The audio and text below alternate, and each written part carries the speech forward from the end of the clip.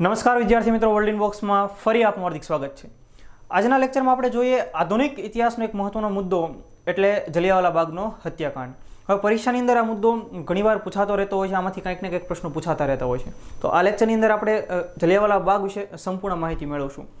તો સૌપ્રથમ આ હત્યાકાંડ કઈ રીતે અંજામ પામ્યો એ પહેલાં એને જે મૂળ બાબત છે કે શા માટે જલિયાવાલા બાગની અંદર લોકો એકઠા થયા હતા, એના કારણો શું હતા, એ દરેક બાબતો વિશે આપણે ચર્ચા કરીએ। તો એના માટે આપણે પહેલાં જોવું પડશે રોલેટ એક્ટ વિશે। વર્ષ 1914થી 1918 સુધી પ્રથમ વિશ્વયુદ્ધ ચાલે છે। આ વિશ્વયુદ્ધની અંદર ઘણા બધા ભારતીય સૈનિકો અંગ્રેજ સેના તરફી લડ્યા હતા। જેવું વિશ્વયુદ્ધ પૂરું થયું, અંગ્રેજ ગવર્મેન્ટને ખ્યાલ હતી કે હવે ભારતીય લોકો સ્વરાજની માંગણી કરશે અને કોઈ આંદોલનો પણ કરી શકે, તો આંદોલનને કેવી રીતે દબાવી દેવા, ભારતીયોનો અવાજ કેવી રીતે દબાવવો, એ માટે થઈને એમણે સિડની રોલેટ નામના એક વ્યક્તિને કીધું કે તમે એવો કોઈ કાનૂન બનાવો, એવી કોઈ એમને ભલામણો કરો કે જેથી કરીને ભારતીય લોકો દ્વારા જો કોઈ વિરોધ થાય તો આપણે એને અટકાવી શકીએ। તો આ સિડની રોલેટની અધ્યક્ષતાની સમિતિએ આખો અહેવાલ રજૂ કર્યો અંગ્રેજ સરકારને, અને એની ભલામણને આધારે માર્ચ 1919ની અંદર એક ધારો પસાર કરવામાં આવ્યો જેનું નામ છે હિન્દ સંરક્ષણ ધારો, અને એ ધારો એટલે રોલેટ એક્ટ 1919। આપણે યાદ રાખીએ કે રોલેટ એક્ટનું નામ શું છે, તો એનું મૂળ નામ the anarchical and revolutionary crimes act of 1919 એટલે એ પણ રોલેટ એક્ટ। હવે એક્ટમાં શું જોગવાઈ કરવામાં આવેલી કે અંગ્રેજ ગવર્મેન્ટને કોઈની ઉપર શંકા જાય છે તો શંકાના આધારે એની ધરપકડ કરશે ને એને 2 વર્ષ માટે જેલમાં રાખશે, ને એને કોર્ટમાં હાજર કરે કે નહીં એની ઉપર કોઈ સુનાવણી થાય, માત્ર શંકાના આધારે એની ધરપકડ અને 2 વર્ષ સુધી જેલમાં। હવે આ એક્ટ પસાર થવાથી દેશભરમાં એના વિરોધ પ્રદર્શન શરૂ થયા અને લોકોએ આ એક્ટ વિશે અલગ અલગ બયાનો આપ્યા। ગાંધીજીએ કીધું કે ભાઈ આ તો કાળો કાયદો છે। અમૃત બજાર નામની પત્રિકા એમણે કીધું કે આ તો અંગ્રેજ સરકાર દ્વારા થયેલી કદ્દાવર ભૂલ છે। અને પંડિત જવાહરલાલ નહેરુના પિતા મોતીલાલ નહેરુ એમણે કીધું કે નો વકીલ નો દલીલ અને નો અપીલ, એટલે કે તમે વકીલ નહીં રાખી શકો, દલીલ નહીં કરી શકો અને અપીલ નહીં કરી શકો। ઘણા લોકોએ ધારાસભામાંથી પણ રાજીનામા આપ્યા હતા। પરીક્ષાની અંદર એ પણ સવાલ પૂછાય કે રોલેટ એક્ટના વિરોધમાં કયા કયા લોકોએ ધારાસભામાંથી રાજીનામા આપ્યા હતા, તો મદન મોહન માલવિયા, મોહમ્મદ અલી ઝીણા અને મઝાર ઉલ હક, તો આ લોકોએ ધારાસભામાંથી રાજીનામા આપ્યા। આ એક્ટના વિરોધની અંદર 6 એપ્રિલ 1919ના રોજ રાષ્ટ્રીય અપમાન દિવસ પણ ઉજવવામાં આવ્યો, અને આ એક્ટના સૌથી વધારે પડઘા પડ્યા હતા પંજાબની અંદર, અને પરિસ્થિતિ અમૃતસરમાં ખૂબ વણસી ગઈ હતી। લોકોએ ખૂબ વિરોધ પ્રદર્શન શરૂ કર્યા હતા, એટલે ગાંધીજી ત્યાં જવા ઈચ્છતા હતા, અને એ દરમિયાન ગાંધીજી ત્યાં જવા માટે જ્યારે નીકળે છે ત્યારે રસ્તામાંથી જ 10મી એપ્રિલ 1919ના રોજ હરિયાણાના પલવલ ખાતેથી એમની ધરપકડ કરવામાં આવે છે। સવાલ પરીક્ષામાં પૂછાય કે રોલેટ એક્ટના વિરોધ દરમિયાન ગાંધીજીની ધરપકડ ક્યાંથી કરવામાં આવી? હરિયાણાના પલવલ રેલવે સ્ટેશનેથી, અને કઈ તારીખે? તો કે 10મી એપ્રિલ 1919ના રોજ। આ જ તારીખે 10મી એપ્રિલે જ તે અમૃતસરની અંદર, પંજાબની અંદર ત્યાંના જે સ્થાનિક 2 નેતાઓ હતા, કદ્દાવર નેતાઓ હતા, ડૉક્ટર સત્યપાલ અને ડૉક્ટર શેફુદ્દીન કિચલુ, એમની પણ ધરપકડ કરવામાં આવી, અને આ સાથે લોકોએ વિરોધ પ્રદર્શનો વધારી દીધા હતા।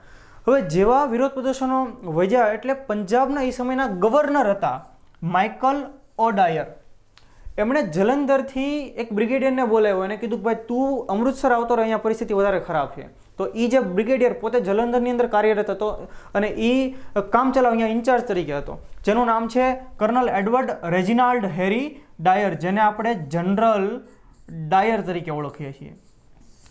હવે પંજાબની પરિસ્થિતિના આધીન અમૃતસરની અંદર ધારા 144 લાગુ કરવામાં આવી, અને જ્યાં શેફુદ્દીન કિચલુની ધરપકડ કરવામાં આવી હતી, સત્યપાલની ધરપકડ કરવામાં આવી હતી, એમના વિરોધમાં લોકોએ ભેગા થવાનું નક્કી કર્યું। હવે આ ભેગા થનારા લોકોને ખ્યાલ નહોતો કે ધારા 144 શું કહેવાય, એટલે 13 એપ્રિલ 1919ના રોજ વૈશાખીનો દિવસ, પાક લણણીનો દિવસ, ત્યારે અમૃતસર ખાતે આવેલા જલિયાવાલા બાગ ખાતે એકઠા થયા। હવે જેવા લોકો એકઠા થાય છે એનો ખ્યાલ જનરલ ડાયરને આવ્યો, એટલે એણે એ લોકોને પાઠ ભણાવવાનું નક્કી કર્યું, અને પોતાના સૈનિકો સાથે ત્યાં પહોંચી જાય છે।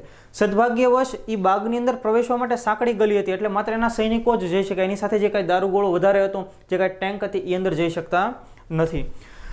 ત્યાં જઈને એણે આદેશ આપ્યો, કોઈ પણ પ્રકારની ચેતવણી આપ્યા વગર આદેશ આપ્યો ગોળીબારનો। 1650 જેટલા રાઉન્ડ ગોળીબાર ફાયર થયા અને હજારો માણસોને ત્યાં મૃત્યુ થયા।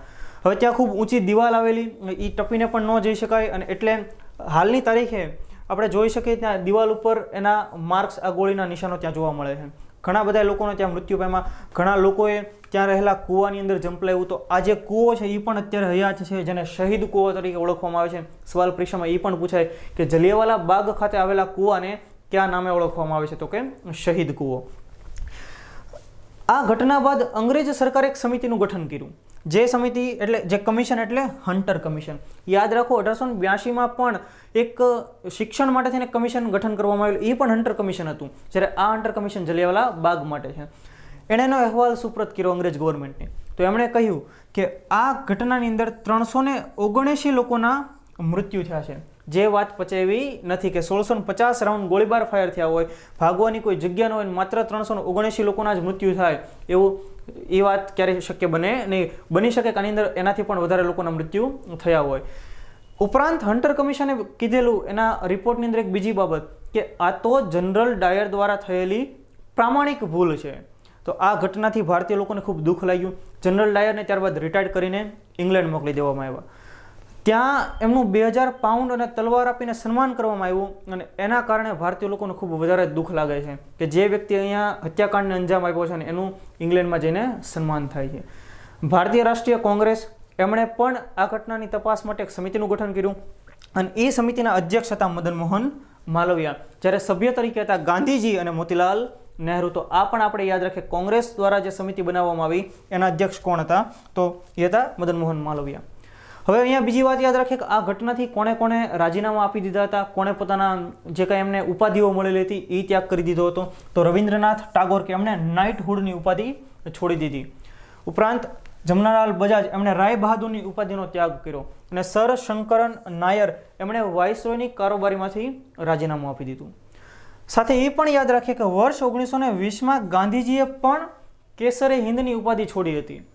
હવે એ કેસરે હિન્દની ઉપાધિ છોડવા માટેનું એક કારણ જલિયાવાલા બાગનો હત્યાકાંડ પણ માનવામાં આવે છે. અને આ ઉપાધિ ગાંધીજીને આફ્રિકાની અંદર બોરના યુદ્ધમાં એમણે જે કામગીરી કરી હતી એ બદલ અંગ્રેજ સરકાર દ્વારા આપવામાં આવી હતી. તો આખી ઘટના થઈ જલિયાવાલા બાગની. હવે અહીંયા આપણે ઘણીવાર એવું સાંભળતા હોઈએ છીએ કે ઉધમસિંહ નામના ભારતીય ક્રાંતિકારી, ઇમેજમાં તમે જે જોઈ શકો છો, એમણે જનરલ ડાયરની હત્યા કરી, એટલે કે જનરલ ડાયરને મારી નાખ્યો. પરંતુ અહીંયા એ ઘટના નથી.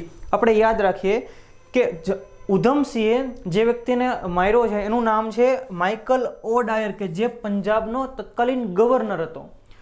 13 માર્ચ 1940ના રોજ રોયલ સેન્ટ્રલ એશિયન સોસાયટીની એક મિટિંગ, એક બેઠકનું આયોજન કરવામાં આવે છે લંડન ખાતે. અને ત્યાં માઇકલ ઓ ડાયરને ઉધમસિંહ દ્વારા મારવામાં આવે છે. જ્યારે હેરી ડાયર, જનરલ ડાયર જે છે એનું ડેથ પેરાલિસિસને કારણે થાય છે. તો આ બાબત પણ આપણે યાદ રાખીએ કે ઉધમસિંહે જનરલ ડાયરને નથી માર્યો, પરંતુ એણે માઇકલ ઓ ડાયરને માર્યો છે. તો આ જલિયાવાલા બાગ હત્યાકાંડ વિશે માહિતી થઈ. તો આપણે સાથે એ પણ યાદ રાખીએ કે જલિયાવાલા બાગ, આ નામ શા માટે પડ્યું, આ બાગનું નામ? તો આ જે આખી જગ્યા હતી એ એક હિંમતસિંહ નામના વ્યક્તિની હતી. અને આ હિંમતસિંહના ગામનું નામ હતું જલ્લા. એટલે ધીરે ધીરે એ જગ્યા, આ જે મેદાન હતું એનું નામ પડ્યું જલ્લાવાલા. અને તેમાંથી અપભ્રંશ થઈને સમયાંતરે એ વિસ્તાર, એ જગ્યાનું નામ બની ગયું જલિયાવાલા બાગ. તો દોસ્તો, આ માહિતી હતી જલિયાવાલા બાગના હત્યાકાંડ વિશે. જો આપના વિડીયો પસંદ આવ્યો તો તેને લાઇક કરો, વર્લ્ડ ઇન બોક્સની ચેનલને સબસ્ક્રાઇબ કરો તથા નવા વિડીયોની નોટિફિકેશન માટે બેલ આઇકન જરૂર પ્રેસ કરો. Thank you very much.